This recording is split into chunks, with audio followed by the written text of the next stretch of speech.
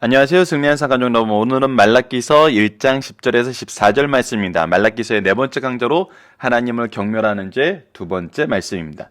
승리한 삶은 말씀 중심 예배 중심의 성경 전문 교사를 양성하기 위해서 만들어진 성경 공부 교재입니다. 승리한 삶은 2016년 12월 학개서와 말라기서 말씀을 함께 묵상하고 있습니다. 여러분들께서 지금 듣고 계신 동영상은 유튜브에 기본적으로 올라가고 있고요. 페이스북이나 밴드 혹은 트위터로 검색하셔서 편하게 보실 수 있습니다. 승리하는 삶 구속사나 승리하는 삶 학계, 말라기서 혹은 이전에 들었던 말씀을 듣고 싶으신 분들은 그 승리하는 삶하고 해당하는 말씀을 찾으시면은 여러분들께서 강좌로 언제나 공유하실 수 있습니다. 승리하는 삶은 반응이신 박윤일 목사님의 구속사로 조망한 성경 연속 강해집을 통해서 편집이 되어 있습니다. 지금 박윤일 목사님의 저서는 신약은 30권으로 완성이 되어 있고요. 그리고 지금 현재 창세기가 집필 중에 있습니다. 조금 이따 표지를 보여드릴 텐데 창세기는 12월에 1권에서 3권까지 출간이 됩니다. 그리고 시편은 완간되어 있고요. 다니엘서와 소선지서도 총 8권으로 지금 남은 2권이 이번 달에 편집이 되게 되어 있습니다. 지금 현재 저희들이 나누고 있는 말라기서는 원고는 다 완성되어 있지만 편집이 좀 늦어져서 발행은 12월 후반에 되게 돼 있어요. 아마 다음 주에 나머지 책들이 같이 나올 것으로 생각이 됩니다. 그래서 여러분들께서 말라기서를 묵상하고 싶으신 분들은 책으로 더 깊이 있게 보시고 싶으신 분들은 조금만 기다리셨다가 연말에 함께 좀 연구를 해주시길 부탁드리겠습니다. 소식 한 가지 더 알려드린다면 조금 전에도 말씀드렸다시피 지금 창세기가 1권과 2권은 이미 지난 토요일 날 저희들 출판이 되어 있습니다. 그래서 창세기 1권은 1장에서 5장까지 2권은 6장에서 14장까지의 말씀으로 구성되어 있고요. 3권은 15장에서 23장까지로 지금 현재 가정 중에 있습니다. 그래서 다음 주에 몇몇 분들은 아시겠지만 저희들이 지금 강성성경연구원이라는 것을 만들어서 지난주에도 잠깐 설명해 드렸어요. 그 연구원을 통해서 말씀 보급 사업을 하고 있습니다. 이번 주에도 오늘도 이 방송에 나가는 날에도 저희들 한 학회를 선정해서 그 학회 회원분들에게 창세기 1, 2권을 기부하는 운동을 하고 있습니다. 이렇게 저희들이 말씀을 만드는 것뿐만 아니라 기부하는 운동을 하는 데는 사단 법인에 가입하신 분들의 후원을 통해서 이루어지고 있습니다. 아마 이 사단법인에 가입하신 분들은 사단법인 강성성경연구원에 가입하신 분들은 다음 주 성탄절이 지나고 나서 창세기 1권부터 3권까지 택배로 여러분들에게 발송되게 될 것입니다. 그때 박유일 목사님의 인생 말씀과 앞으로의 저희들의 이제 비전에 대해서 여러 가지 기도 제목에 대해서도 여러분들에게 우편물로 이제 보내드리도록 하겠습니다. 이 부분에 참여하고 싶으신 분들은 저희들 이 조금 전에 앞부분에 있었던 여기 표지에 있던 이 전화번호로 연락을 주셔도 되고요. 연구소 전화번호는 따로 있어요. 2699에 0146입니다. 그래서 2699의 0146이 사단법인 강성성교원 연락처고요. 아무거나 연락해도 좋습니다. 저희들 출판사로 연락하셔도 되고 출판사 이메일로 해주셔도 되고요. 강성성경연구원 이메일은요. KS 바이블 소문자로 쓰셔도 됩니다. 그리고 2015 저희들이 2015년 6월 19일 날 저희들 사단법인이 허가를 받았기 때문에 2015로 이렇게 KS 바이블 2015 그리고 네이버 닷컴으로 저희들 이메일을 보내시면 됩니다. 이쪽에 보내주시면은 저희들이 2만 원 이상의 회원분들께는 1년에 10권의 책을 드리는 걸로 저희들이 내교를 짰습니다. 그래서 여러분들께서 책을 따로 구매하셔도 되지만 강성성경연구원 회원으로 등록하시면은 이 책을 1년에 10권을 받아보실 수 있습니다. 그래서 저희들 가입 신청서에는 책을 신청할 수 있는 페이퍼가 같이 있어서 꼭 그 페이퍼를 저희들한테 사진이나 혹은 팩스로 보내주셔야지 저희들이 어떤 책을 원하시는지 알고 이렇게 보내드릴 수 있습니다. 가끔 이 책이 체크되는 것을 모르고 계시면서 하염없이 언제 책을 보내주나 기다리는 분들이 계시는데 그런 분들께 충분히 자세하게 알리지 못한 부분 사과 양해 말씀 드리고요.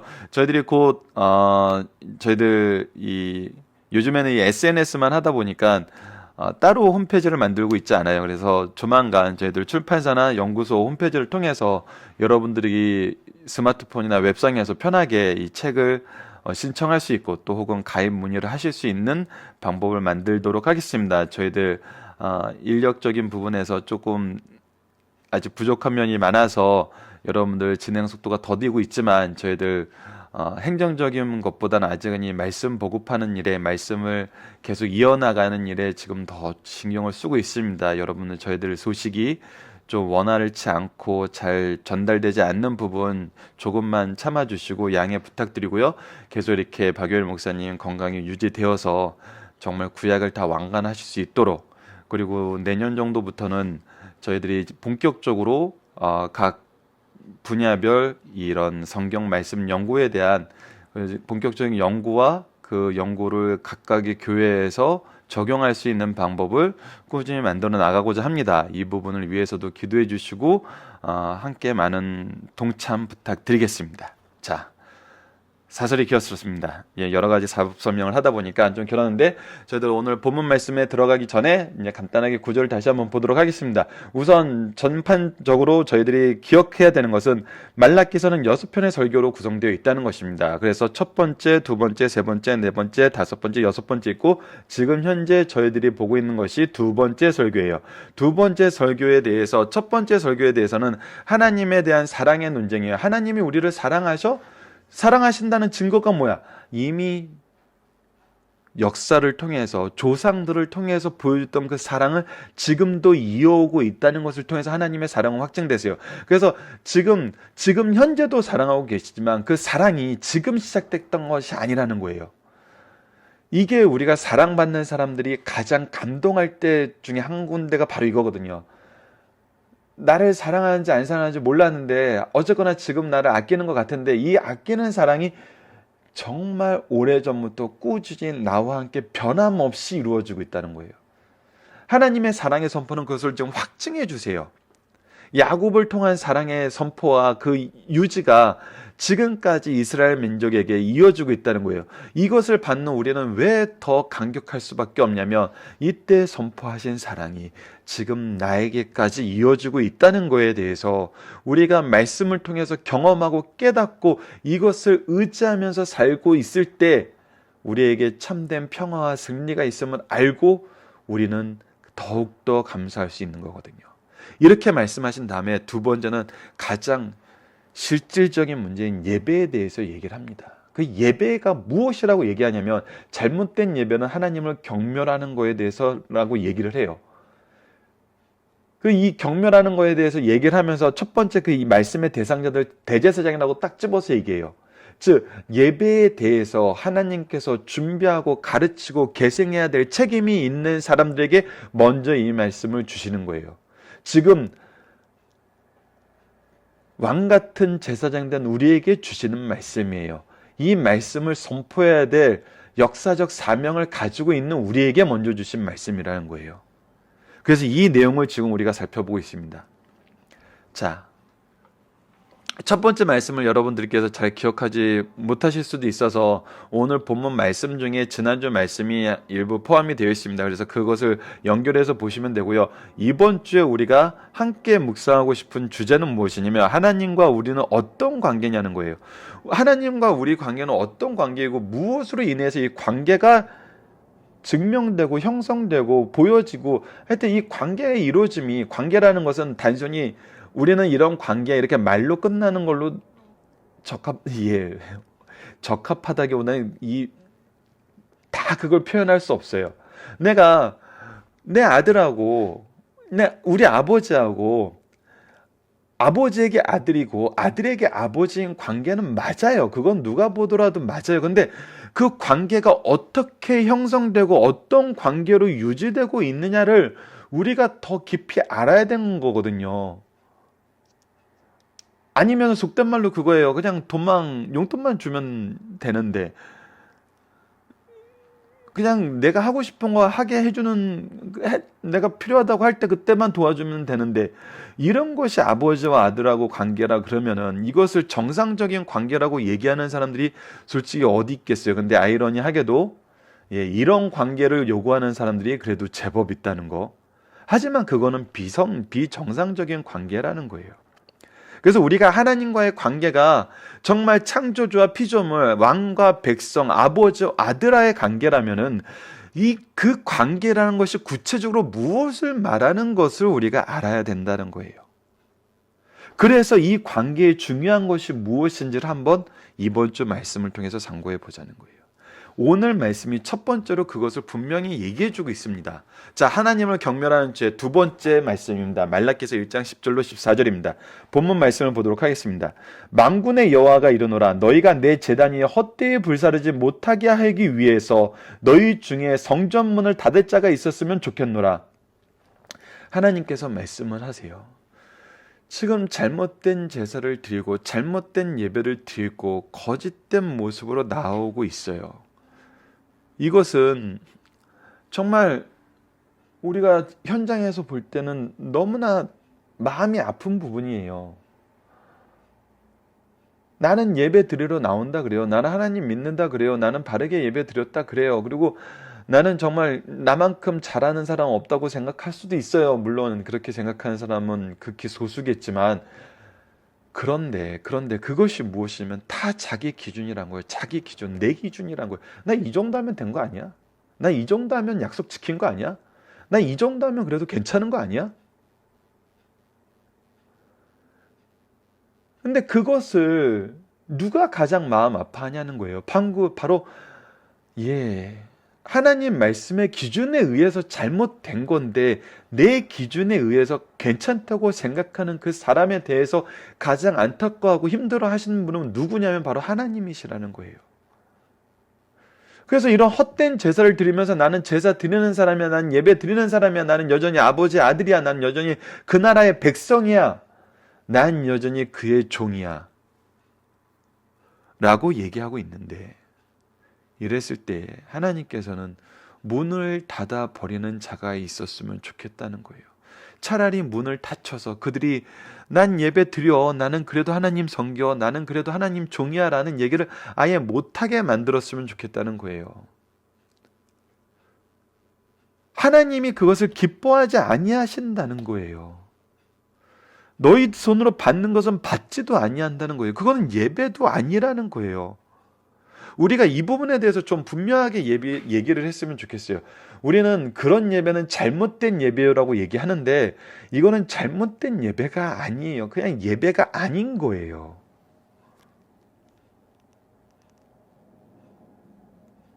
예배라는 건 하나님과의 교제예요. 하나님과의 만남이에요. 하나님이 우리와 만나기 위해 정해놓은 질서 안에서 이루어지는 정말 복된 하나님의 초대예요. 근데 거기 하나님은 없어요. 하나님의 뜻이 없어요. 하나님의 기뻐하심이 없어요. 하나님과의 교통이 없어요. 하나님과의 교제가 없어요. 근데 그것을 어떻게 우리가 예배라고 할 수 있어요? 그건 예배가 아닌 거거든요. 그래서 우리가 표현도 잘못된 예배를 고칩시다라고 하는 것보다 우리가 다시 예배를 회복합시다라고 얘기하는 게 맞아요. 자, 만군의 여호와가 이르노라 해 뜨는 곳에서부터 해 지는 곳까지 이방 민족 중에 내 이름이 크게 될 것이라 각처에서 내 이름을 위하여 분향하며 깨끗한 제물을 드리니. 중요한 두 가지가 있어요. 분명하게 하나님의 이름을 위하여 분향하는 것이고 그것이 깨끗하다는 거예요. 이것이 예배의 가장 핵심이라는 거예요. 하나님이 대상이 되어야 되고 하나님 앞에 거룩한 제물로 제사가 드려져야 돼요.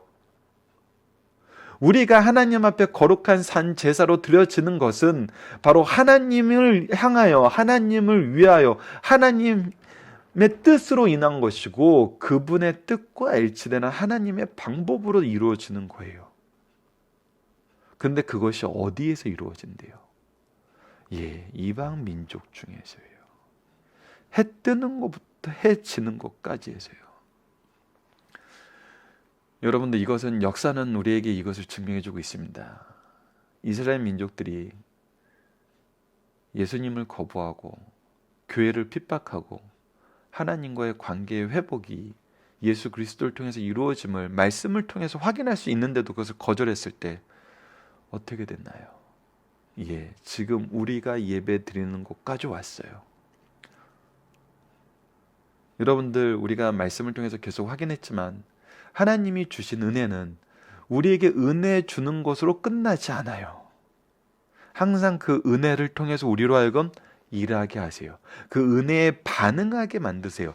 그러니까 하나님이 나에게 딱 오시면은 내가 그 오심에 반응하여 움직이는 것이 하나님이 만드신 창조의 질서예요. 그러니까 이것에 반응하게 돼요. 우리가 말씀을 전할 수밖에 없게 돼요.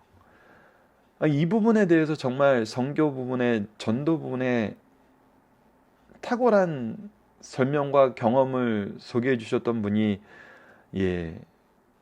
라이코스 그 목사님이셨던 것 같아요. 전도를 안 할 수가 없다는 거예요.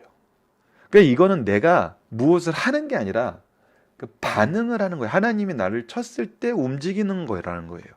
그러니까 결국 누가 하시는 거냐? 하나님이 하시는 거라는 거예요. 예배도 마찬가지라는 거예요. 우리가 뭔가 드리는 줄 알고 우리 뜻대로 우리가 좋아하는데 우리 방법대로 우리가 드리는 거니까, 우리가 하는 거니까 자기네들 원하는 대로 막 만들었는데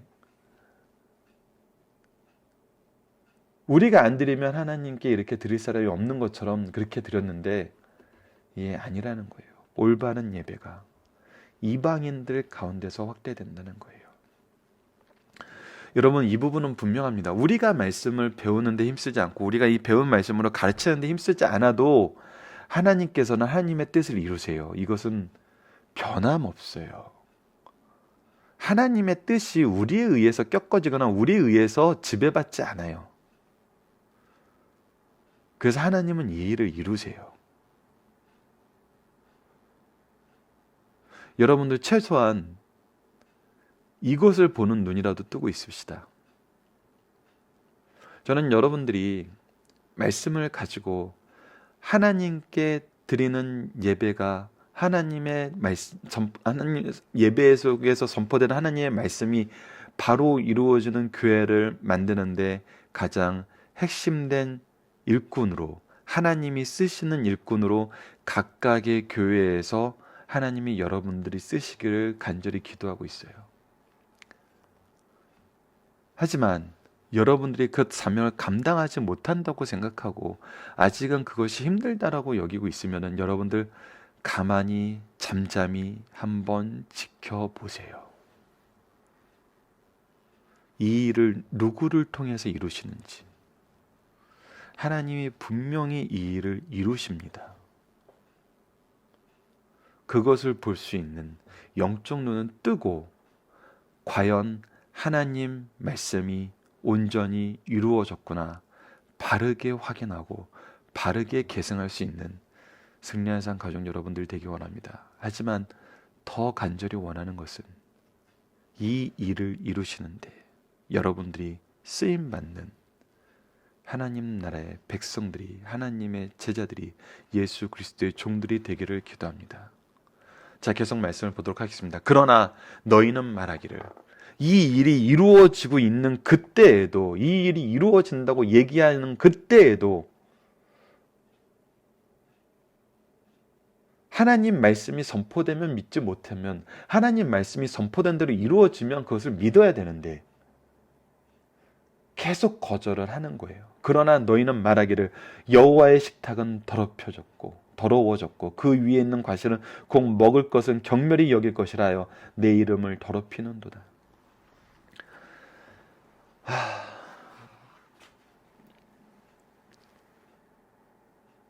하나님의 예배를 그들이 망가뜨리고 그들이 더럽히고 그들이 정말 경멸히 여겼는데도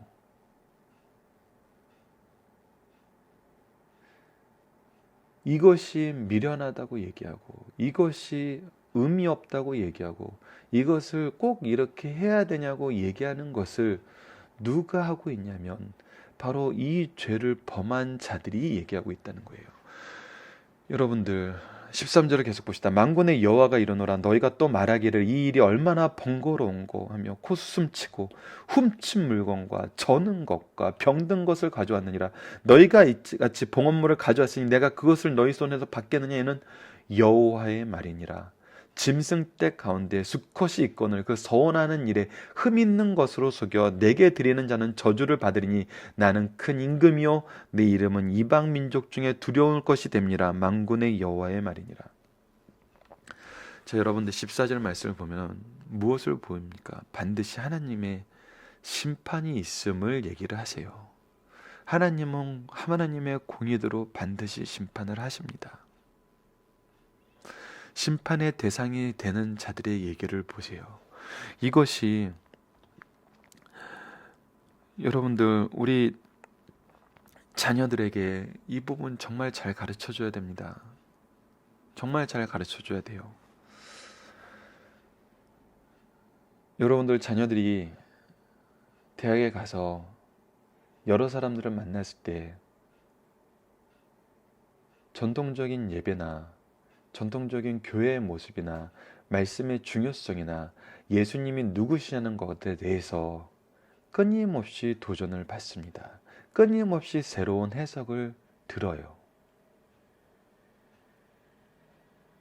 근데 그런 해석을 하고 그런 주장을 하는 사람들, 즉 하나님이 가르쳐준 모습과 다른 주장을 하는 사람들의 모습을 볼 줄 알아야 돼요. 누가? 그 얘기를 듣는 여러분과 우리의 자녀들이.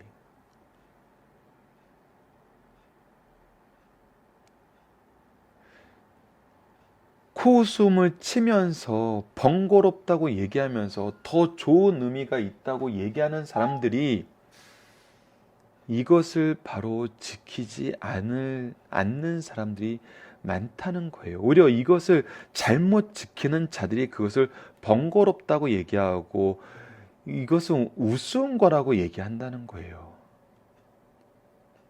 왜 말씀 중심, 예배 중심의 신앙생활을 해야 돼? 더 중요한 것이 있어 라고 얘기하는 사람들을 보면은 대부분 말씀 중심, 예배 중심이 무엇인지도 모르는 사람들이 많다는 거예요. 하나님의 뜻이, 하나님의 말씀이 무엇인지도 모르고 사는 사람이 많다는 거예요. 이거는 성경을 여러 번 읽고 성경을 아주 그냥 샅샅이 뒤져서 연구했다는 거랑 달라요. 하나님의 뜻을 찾기 위해서 성경을 보지 않으면 내 주장을 증명하기 위해서 성경을 수십 번 보면서 자기 주장에 맞는 것만 골라서 써요. 그래서 여러분들 지난번 히브리서 얘기할 때도 석이라는 것은 하나님의 본뜻이 무엇인지를 찾아가는 거예요. 이것이 첫 번째예요. 이것이 안 되면 잘못된 해석이 나와요. 그래서 우리 자녀와 우리가 하나님의 본뜻이 무엇인지, 하나님이 예배라고 얘기하는 게 무엇이고 하나님이 중요하다고 얘기하시는 것이 무엇인지를 모르면 잘못된 해석으로 가요. 잘못된 해석으로 가니까 하나님의 이름을 더럽히는 거 괜찮아요. 왜? 내 해석은 그렇게 됐으니까.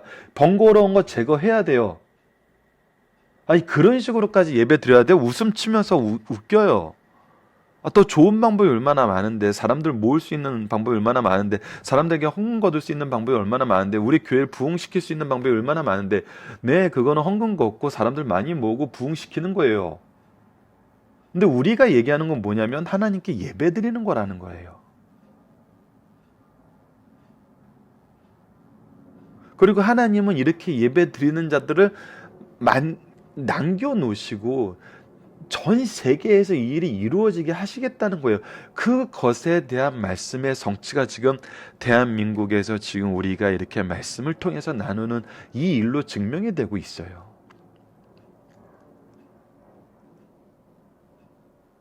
이것을 보고도, 나에게 역사하시는 이 내용을 보고도 우리가 이것을 여전히 코웃음 치면서 이것을 여전히 번거로운 것으로 볼 수 있을까요? 아니라는 거예요. 여러분들, 예배는 하나님이 정하신 방법이 있습니다. 그리고 이 정하신 방법을 이루기 위해서 정해진 질서가 있어요. 이 질서를 잘 수행하기 위해서 각 교단마다 예배에 대한 법이 있어요. 동시에 각 교회마다 하나님이 주신 은혜에 따라서 그 법과 질서 내에서 중요시 여기는 것이 있어요. 우리가 그것은 지켜나가기 위해서 진지하게 말씀 중심으로 해석을 하면서 사명감을 가지고 이 일을 해야 된다는 거예요. 그것이 하나님께 사명받는 자들의 모습이에요. 이 시대에 이 말씀이 나와 내 가정과 우리 교회에 어떻게 임하고 있는지 여러분들 이 말씀을 기준으로 점검하셔야 됩니다. 그래서 하나님을 경멸하는 죄에서 나와 내 가족이, 내 자녀와 내 제자가 나올 수 있고, 나오기 위한 말씀의 기준을 가지고 있어야 돼요. 이 부분은 우리가 하나씩 하나씩 말씀을 통해서 정립해 나갑시다. 자, 본문 말씀 묵상하기로 들어가도록 하겠습니다. 하나님께서 헛된 제사를 보고 어떻게 하시기를 원하나요? 이것이 문을 닫아서 아예 금지되기를 원해요. 하나님의 백성들이 예배로 발을 들이지 못할 때 이 예배는 어떻게 되나요? 끊어지고 사라지나요? 아니에요. No. 하나님을 절대 믿을 수 없고 하나님의 진노의 대상이라고 여겼던 이방 민족이 하나님의 이름을 위하여 분양하고 깨끗한 제물을 드리게 된다는 거예요. 이건 뭐예요? 예배도 하나님이 이루시는 거예요.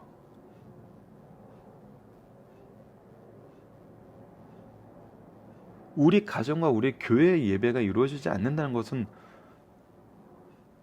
그럼 무슨 뜻이가 될까요? 이것을 위해서 세우심을 받은 사람들이 거절하는 것이 되겠죠. 그래서 이거는 굉장히 무서운 말씀입니다. 그래서 이것이 제사장들에게 먼저 주어진 말씀이란 거예요. 이것을 점검해야 됩니다. 우리가 7절과 8절 행동이 나온 이유는 무엇인가요? 7절과 8절이 지난주 말씀이었죠. 너희가 더러운 떡을 나의 제단에 드리고도 말하기를 우리가 어떻게 주를 경멸하니까 하노라. 우리가 언제 그랬어요? 언제 그렇게 했어요? 그런데 이들이 왜 이런 일을 했어요? 이거 번거롭게 여기고 코웃음 치는 거예요. 그냥 미련한 것을 여기는 거예요. 누가 요즘에 그렇게 예배드려? 누가 요즘에 이렇게 예배드리면 그렇게 예배드릴 때 사람들이 와? 우리는 하나님의 뜻대로 드리는 예배를 가르치는 곳이에요. 그것이 이루어지는 것이 예배예요. 그래서 예배를 드리는 거예요. 누구를 향해? 하나님을 향해. 누구의 방법대로? 하나님의 방법대로. 그런데 거기에 왜 누가 그런 예배를 좋아해? 누가 그런 예배를 드리러 와? 왜 그런 얘기가 필요하죠? 그런 질문 자체가 하나님의 것은 번거롭게 생각하고 하나님의 방법에 대해서 코웃음 치는 거예요. 우리가 바라봐야 되는 것은 하나님이고 말씀 중심이라는 겁니다. 잘못된 서원은 어떤 결과를 나타내나요? 결국은 하나님의 저주 가운데 있게 된다는 것입니다. 하나님의 심판은 분명히 있어요. 하나님과의 관계는 서원이라는 것은 하나님의 이름으로 해요. 하나님의 신성을 두고 얘기하는 거예요. 절대적인 거란 거예요. 내 삶의 최우선이라는 거예요. 이게 굉장히 아이러니하지 않나요? 이 부분에 대해서 잠깐만 얘기하면 우리가 하나님 뭐뭐 하게 해주세요. 그러면 하나님 앞에 무엇을 할게요? 뭐가 최우선인 거죠? 뭐뭐 하게 해주세요가 최우선인 거죠. 여기에서 서원의 잘못된 부분이 바로 나타나는 거예요. 하나님, 우리는 하나님의 신성을 두고 하나님과의 관계에서 우리가 맹세를 하는 거예요. 그러니까 하나님이 중심이 돼야 되거든요. 근데 이건 내가 중심인 거거든요. 내 일이거든요. 그렇기 때문에 이 서원이 굉장히 교육이 잘 들어가야 돼요. 함부로 해서는 안 돼요. 서원교는 함부로 시켜서도 안 되고 함부로 해서도 안 돼요. 말씀이 기준이 되어야 되고 정확한 하나님 중심의 그런 삶의 모습이 정립이 돼 있어야 돼요. 안 그러면 스스로를 오히려 저주받게 하는 그런 서원이 될 수 있어요. 그래서 여러분들, 이것은 여러분들 굉장히 조심스럽게 말씀 안에서 훈련받고 잘 점검하시면서 해야 되는 겁니다. 자, 중심 사상을 보도록 하겠습니다. 성도의 삶 속에서 예배는 가장 귀한 행위이며 반드시 하나님께서 받으실 만한 바른 예배를 드려야 된다는 거예요. 그릇된 예배는 전혀 예배드리지 않는 것보다 더욱 악해요. 이는 예배를 드리지 않아도 된다는 말씀이 아니에요. 모욕적이고 결실 없는 예배가 성전 안에서 행해지는 것보다 성전이 폐쇄되는 것이 낫다는 말씀이에요. 하나님께 형식적으로나마 드리는 예배가 있지만 하나님께 연락되지 못한 예배가 있다는 거예요. 그릇된 예배는 하나님을 모욕하는 것이요, 인간의 영혼을 타락시킨다는 사실을 강력하게 가르쳐줘요. 이거 굉장히 무서운 말씀입니다. 우리가 예배를 드리고 있는데 이 예배가 하나님을 모욕하는 것이 되고 우리를 타락시키는 것이 된다는 거예요. 그렇기 때문에 이 예배가 바로 준비되어야 되고, 이 예배에 준비된 사람들은 교육되고 헌신되어져야 되는 거예요. 전혀 준비되지 않고 전혀 헌신되지 않고 내가 하는 일에 몰입되어 있어요. 거기에서 항상 열심은 있는데 하나님을 아는 지식이 없어서 자기의만 세우는 일이 반복되게 돼요.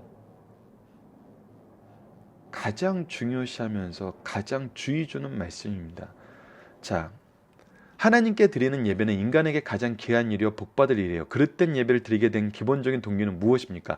하나님께 드리는 예배의 가장 귀중한 행위로 보지 않고 경멸히 여기기 때문이에요. 하나님을 중심에 두지 않고 하나님이 대상이 되지 않는 거예요. 이런 자는 언젠가는 실질적인 예배 행위에서 끊어지게 될 것이요, 다른 사람에게 옮겨짐으로 바른 예배 행위로 대치될 것이에요. 그릇된 예배가 지속적으로 종교 지도자들에 의해 행해질 경우 개인의 특권뿐 아니라 민족의 특권도 상실된다는 사실을 가르쳐 주신 말씀이에요. 여러분들, 이스라엘이 민족의 특권이 지금 상실된 상태에서 수천 년을 지냈어요. 대한민국이 이 민족의 특권을 가지고 있어요. 이거는 모든 목사님들이 부인하지 못해요. 새벽 예배는 우리 민족에게 주신 특권의 통로였어요. 하지만 지금 여러분들 보세요. 이것이 사라지고 있어요. 특권의 통로가 사라지면 특권도 자연스럽게 따라서 상실하게 돼요. 특권이 상실되니까 이 특권의 통로도 상실될 수밖에 없어요. 이것은 연쇄작용을 일으켜요. 우리에게 다시 새벽을 깨우는 기도의 힘이 필요하고 하나님께 돌아가려는 회개의 때가 필요한 시기입니다. 그릇된 예물을 드리는 행위는 하나님의 의분을 불러일으켜 진노를 받게 된다는 거예요. 이들은 하나님을 공경하는지 부인하지 않으며 가식적으로 하나님을 섬기기를 거부하는 자들이 아니에요. 하나님을 섬긴다고 고백하지만 참된 헌신의 마음이 결여된 사람들을 가리켜요. 하나님께 자신의 시간과 재능과 재산을 부스러기만 드리는 사람은 사실상 적는 자의 제단 위에 더러운 떡, 흠 있는 재물을 드리는 사람과 같아요. 이런 자들은 땅에서 저주를 받게 된다는 사실을 가르쳐줘요. 여러분들, 예배가 하나님 중심이 되고 그 하나님을 선포하는 것이 중심이 되지 않았을 때 나의 노력을 인정받고 싶은 예배, 나의 지식을 인정받고 싶은 예배, 나의 어떤 헌신을 인정받고 싶은 예배가 되었을 때는, 그리고 그러한 것을 기념하는 예배가 되었을 때는 굉장히 어렵습니다. 저는 이 부분에 대해서 즉히 제 개인적인 생각이지만 저는 이거는 절대적으로 필요하다고 보는 것 중에 하나가, 제발 예배 시간에 스마트폰 꺼내서 사진 좀 찍지 말고 동영상 좀 찍지 마세요. 무엇을 어떻게 기념하고 무엇을 어떻게 나누겠다는 거예요? 누구에게 그것을 자랑하고 누구하고 그걸 공유하겠다는 거예요? 난 그런 분들이 말씀의 은혜 때 사진 찍는 걸 본 적이 없어요. 뭔가 보여주고 싶고 기분 좋게 만든 걸 찍잖아요. 누구 기분이 좋고 누구에게 보여주고 싶은 거예요? 교회 중진 이상 되는 분들이 스마트폰을 꺼내는 순간 그 아랫사람들은 다 꺼내게 돼요. 제발 그것 좀 하지 마십시오. 그래서 교회 안에서 뭔가 기념하기 위해서 남기고 싶을 때는 그것도 질서가 필요하고 그것도 교육이 필요하고 그것도 신앙적으로 훈련된 사람이 필요한 거예요. 그거 마음대로 하지 마십시오. 그리고 교회 지도자들은 건 마음대로 하게 하지 마세요. 저는 영상에 굉장히 가깝게 지내는 사람으로 교회 예배를 가장 망치는 그런 미디어적인 행위가 지금 그것이 대표가 돼요. 이것도 준비된 사람이 없고 이거에 대해서 바르게 헌신된 사람이 없고 바르게 훈련받은 사람이 없으면은 하지 마세요. 그것이 오히려 더 좋습니다. 여러분들 살펴보기 정답 카페를 통해서 확인하시고요. 적용하기 문제는 오늘은 여러분들이 각자 한번 상고해 보시기 바랍니다. 이 부분은 우리 삶 속에 있어요. 우리가 점검해야 됩니다. 말씀을 기초로 기도하기를 통해서 마치겠습니다. 하나님, 신자 되기 원합니다. 하나님과 바른 예배를 통해 진실한 교제를 이루기를 원합니다. 예수 그리스도를 통한 예배의 소망과 기쁨이 회복되길 원합니다. 더 이상 우리를 징계 가운데 버려두지 마소서. 회개하는 심령을 돌아보시고 우리로 하나님께 나아가 참된 예배의 감격을 누리고 기쁨을 회복하게 하여 주소서. 예수님 이름으로 기도드립니다. 아멘.